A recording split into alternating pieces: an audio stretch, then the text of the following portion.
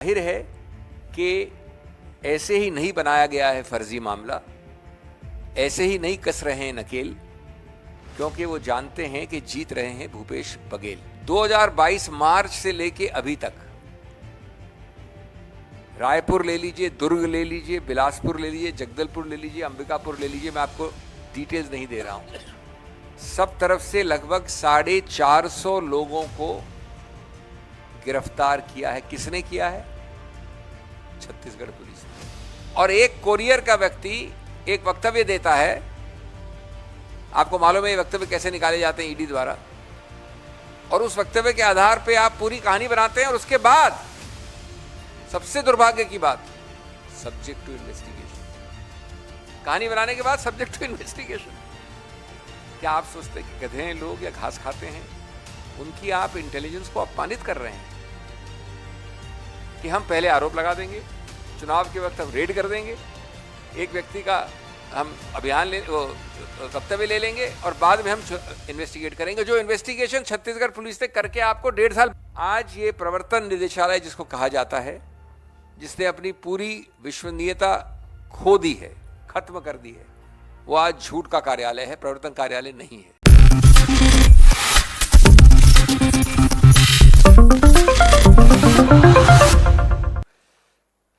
जैसा कि मेरे दोस्तों ने कहा, ये सर्वविदित है कि छत्तीसगढ़ में बुरी हार की तरफ अग्रसर है बीजेपी। पूरी दुनिया जानती है, वो जानते हैं, और हर मापदंड से ये सर्वविदित है। यह भी सर्वविदित है कि ईडी के साथ साझेदारी कह लीजिए, पार्टनरशिप, गठबंधन कह लीजिए, सहयोग कह लीजिए, ईडी के साथ साझेदारी, गठबंधन और सहयोग बीजेपी सरकार और बीजेपी पार्टी का तीव्रता से बढ़ रहा है, जैसे जैसे वो हार उनके पास आ रही है।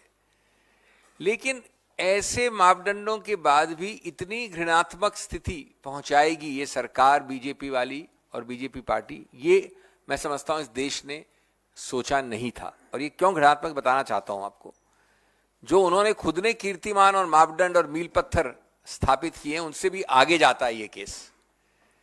ये इसमें एक मजाकिया बात यह है कि 1.5 वर्ष पहले जो पहला कोतवाल है, यानी छत्तीसगढ़ पुलिस, वो पहला कोतवाल जांच शुरू कर देता है, अभियुक्त बना देता है, बहुत सारी चीजें जब्त कर लेता है, और उसके 1.5 साल बाद चुनाव के बीच में 4 दिन बचे हैं पहले प्रसंग के, और 15 दिन में सब कुछ ओवर है छत्तीसगढ़ में। उसके 1.5 साल बाद दूसरा कोतवाल छलांग लगाता है केंद्र सरकार के निर्देश पे, यानी ईडी, और कई कर्मचारियों के ऊपर प्रताड़नाएं करता है, जो बताने वाला हूं मैं आपको किस प्रकार की प्रताड़नाएं। तो ये जाहिर है कि ऐसे ही नहीं बनाया गया है फर्जी मामला, ऐसे ही नहीं कस रहे हैं नकेल, क्योंकि वो जानते हैं कि जीत रहे हैं भूपेश बघेल।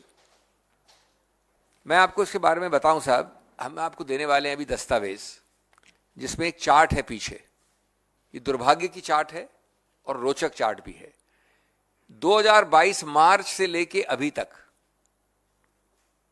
रायपुर ले लीजिए, दुर्ग ले लीजिए, बिलासपुर ले लीजिए, जगदलपुर ले लीजिए, अंबिकापुर ले लीजिए, मैं आपको डिटेल्स नहीं दे रहा हूं।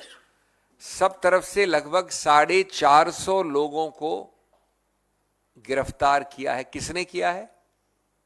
छत्तीसगढ़ पुलिस ने। मैंने कहा ना, पहला कोतवाल। 72 केसेस रजिस्टर हुए हैं पूरे प्रदेश में, अलग अलग डिस्ट्रिक्ट्स में। अब मैं उसकी सूची नहीं दूंगा आपको, लेकिन जो टोटल है, जो सामूहिक रूप से है, 191 लैपटॉप, 850 मोबाइल फोन, 200 से ज्यादा एटीएम कार्ड्स, 1.5 करोड़ रुपये, और उसके अलावा बहुत सारे अंचल एसेट्स, कैश, 16 करोड़ से ज्यादा बैंक अकाउंट्स के रुपये, इत्यादि इत्यादि। ये सब पहले बात खत्म हो गई, तहकीकात हो गई, जब्त हो गए, कानूनी कार्रवाई हो गई। उसके बाद क्या छत्तीसगढ़ पुलिस अखिल अंतर्राष्ट्रीय स्तर पे अधिकार क्षेत्र रखती है, जुरिस्डिक्शन होता है? क्या वो दुबई जाने देगी केंद्र सरकार उनको? अगर दुबई जाने देती है केंद्र सरकार तो छत्तीसगढ़ सरकार वहां भी जाने को तैयार है। क्या वो लेटर्स रेगुलेटरी कर सकते हैं, बुला सकते हैं, एक्सट्रेडिशन की बात कर सकते हैं?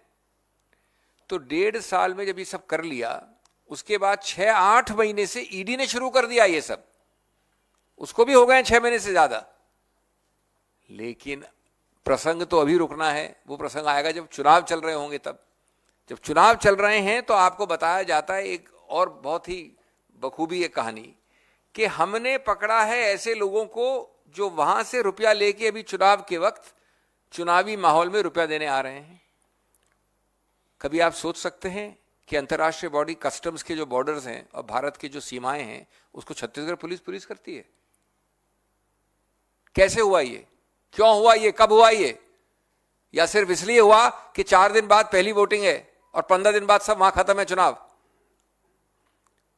और एक कोरियर का व्यक्ति एक वक्तव्य देता है, आपको मालूम है ये वक्तव्य कैसे निकाले जाते हैं ईडी द्वारा, और उस वक्तव्य के आधार पे आप पूरी कहानी बनाते हैं और उसके बाद सबसे दुर्भाग्य की बात, सब्जेक्ट टू इन्वेस्टिगेशन।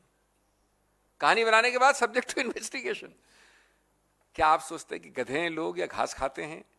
उनकी आप इंटेलिजेंस को अपमानित कर रहे हैं कि हम पहले आरोप लगा देंगे, चुनाव के वक्त हम रेड कर देंगे, एक व्यक्ति का हम अभियान वक्तव्य ले लेंगे और बाद में हम इन्वेस्टिगेट करेंगे। जो इन्वेस्टिगेशन छत्तीसगढ़ पुलिस ने करके आपको 1.5 साल पहले दे दिया है, 1 साल पहले दे दिया है। कभी आपने देखा है ऐसा? और मैं आपको बताना चाहता हूं प्रताड़नाओं के बारे में। ये मामले वैसे बताऊं मैं आपको, छत्तीसगढ़ के कई अफसरों के ऊपर इस चुनाव से पहले, मैं इस चुनाव की बात नहीं कर रहा हूं, कई मामले उच्चतम न्यायालय में लंबित हैं। प्रताड़नाएं कई जगह हुई हैं और लगभग 10 ऑर्डर या 8 ऑर्डर आदेश उच्चतम न्यायालय के आंतरिक रूप से स्टे ऑर्डर्स इन व्यक्तियों को मिले हैं, अफसरों को, छत्तीसगढ़ के अफसरों को, भूपेश बघेल सरकार के अफसरों को। उसमें हम पेश भी हो रहे हैं, अगली तिथि उसकी 22 नवंबर है। अब जो ये नाम आपको बताए जा रहे हैं वो जानबूझकर बिना किसी तथ्य के वो लोगों के नाम लिए जा रहे हैं जो बघेल सरकार के काम में असिस्टेंस देते हैं, मुख्यमंत्री के ऑफिस को सहायता देते हैं। पॉलिटिकल एडवाइजर विनोद वर्मा, मनीष बंछोर, आशीष वर्मा, विजय भाटिया इत्यादि इत्यादि ये नाम है। इनके बारे में अभी तक एक तथ्य चार्जशीट पे नहीं दिया गया है। इनको बताया नहीं जाता है कि तुम अभियुक्त हो या साक्ष्य के रूप से बुलाए जा रहे हो, एज ए विटनेस और as an accused. Vinod Verma के यहां रेड करते हैं तो वो कुछ ऐसी चीजें लेते हैं जिसकी रिसीट्स उठाई जाती हैं, 16 साल पुरानी परचेजेस हैं, 16 इयर्स। विजय भाटिया के यहां जाते वो खुद अस्पताल में हैं, उनकी बीवी बीमार हैं, रेड के दौरान उनको अटैक होता है, फिर भी उनकी जांच की जाती है। उसके बाद भाटिया जी मुंबई के अस्पताल में भर्ती होते हैं, वहां भी जाकर प्रश्नोत्तर होता है। ये ईडी है, इलेक्शन डिपार्टमेंट है बीजेपी का, या क्रूरता का एक द्योतक है? और ये सब होता है लगभग एक ऐसी चीज के विषय में जो 1-1.5 साल पहले से चल रही है।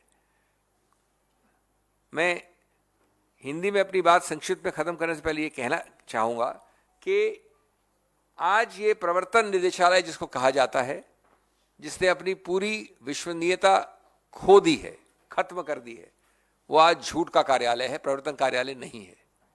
पूरी तरह से झूठ का पुलंदा है। तोता अगर किसी को आप कह सकते हैं तो तोता ये है। और आप तोते की पूरी प्रक्रिया देख रहे हैं। जो मुद्दे कानून के उठाए गए हैं उच्चतम न्यायालय में वो अभी तक लंबित हैं, छत्तीसगढ़ के विषय में लंबित हैं। 22 तारीख को उनकी सुनवाई होने वाली है अन्य केसेस में। उन मुद्दों में ये मुद्दा भी है कि आप किसी को बुलाते हैं, बताते नहीं हैं कि वो साक्ष्य है या अभियुक्त है, और अपनी मनमर्जी से आखिरी समय पे उसको अरेस्ट करें या न करें। आप किसी के पास कोई रुपया आ जाए, उसको कोई मतलब नहीं उस रुपये से कि कैसे उसने मनी लॉन्ड्रिंग की, कुछ उसका इस्तेमाल किया। सिर्फ रुपया आने से, ABC से ट्रैवल करके D के पास आए तो उसको आप मनी लॉन्ड्रिंग मान लेते हैं।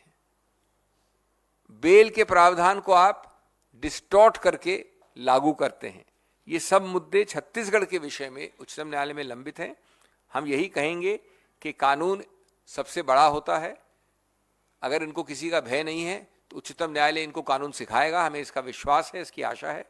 और इस प्रकार से चुनाव की लेवल प्लेइंग फील्ड को खत्म करना, मैं समझता हूं हर संवैधानिक अथॉरिटी को, संस्था को इसका नोट लेना चाहिए।